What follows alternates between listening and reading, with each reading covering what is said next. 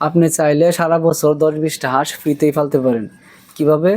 আপনার যদি নিজস্ব পুকুর থাকে কিংবা বিল থাকে, তাইলে আপনি একটা খেজুর গাছ থেকে হাইরা 4-5টা খেজুরের ডাল কাইটা নিয়ে হাইরা যদি সন্ধ্যার সময় ওই পুকুরে কিংবা ওই বিলে যদি রাখে আইন, তাহলে অবশ্যই পরের দিন সকালে গেলে দেখবেন যে ওই পাতার মধ্যে অগণিত শামুক ধরে রাখছে। ওই শামুকটা যদি আইনা তারা দেন, তাহলে অবশ্যই হ্যাঁ খাওয়ান খাইবো। আপনি যেই পরিমাণ শামুক পাইবেন এই পরিমাণে যদি হাঁস পালন করেন, তাহলে সারা বছরই ফ্রি থেকে আপনি পাইবেন। যদি নিজের দিঘিতে হয় তো বিল থেকে কিছু শামুক আনে এটা নিজের দিঘিতে ছেড়ে দেন, পুকুরে ছেড়ে দেন, তাহলে দেখবেন যে আস্তে আস্তে এই দিক দিয়েও পারলো, আপনি ওই দিক থেকেও আনলেন।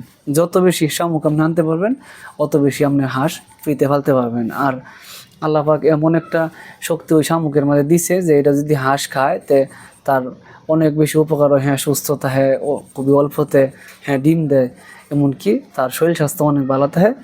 আর ক্ষুধার্তও কম লাগে। যদি সারাদিনের মধ্যে 2 বেলা আপনি খাবার দেন তো না, তাইলে যথেষ্ট, আপনার হাঁস অনেক বেশি ভালো থাকবো। এভাবেই আপনি এই প্রসেসে আপনি চাইলে হাঁস পালন করতে পারেন, আপনার জন্য অনেক উপকারী হইব ইনশাল্লাহ। 100 টাকা খরচ করে কীভাবে আপনি সারা বছর মরিচ উৎপাদন করবেন আজকে এই বিষয়টা বোঝায় কইয়াম। প্রথমেই প্রয়োজন 3 ফুট বাই 3 ফুট স্কোয়ার করে গর্ত করবেন হাঁটু পর্যন্ত। তারপরে অর্ধেক মাটি দিবেন, অর্ধেক গোবর মাটি দিবেন, 1/2 কেজির মতো দিবেন ডিএপি সার। তারপরে ভালো করে মিক্স করে গাতার মধ্যে দিয়ে হেরে মাথালাট্টু এমনি করে বাসায় দিবেন। তারপরে একটা 20 টাকা দিয়া ভালো যাতে মরিচের চারা এনে হেরে ওই জায়গায় রোপণ করবেন। সকাল বিকাল পানি দিবেন, একটা গাছে কুড়া দিবেন। যখন ফলন নেওয়া শুরু হইব, যদি এক সময় গিয়ে দেখেন যে গাছের পাতাগুলো হালকা হলুদ দিতেছে, তখন আবার অল্প করে কিছু করে সার দিবেন। দেখবেন যে এইভাবে গাছ আস্তে আস্তে বড় হইব। সারা বছরই আপনি এটা থেকে হেরে ভালো মরিচ উৎপাদন পাইবেন। আপনি চাইলে সেম প্রসেসেই একটা বেগুনের চারা লাগাইতে পারেন, তাইলে দেখবেন যে এটার থেকে ভালো উৎপাদন হইব, আপনার অনেক উপকারে আইব ইনশাল্লাহ।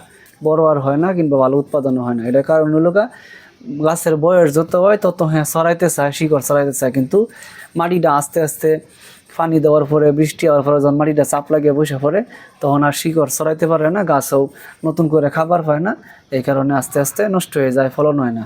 আর আপনি যদি এভাবে বক্স করে হাইরা যদি সার দিয়ে হাইরা গোবর মাটি দিয়ে হাইরা যদি মিক্স করে লাগান, তাইলে জায়গাটা সবসময় উলুলা থাকবো, যে কারণে শিকড় আরামসে চলতে পারবো, গাছে খাবার পাইবো, তো ফলন ভালো হইব।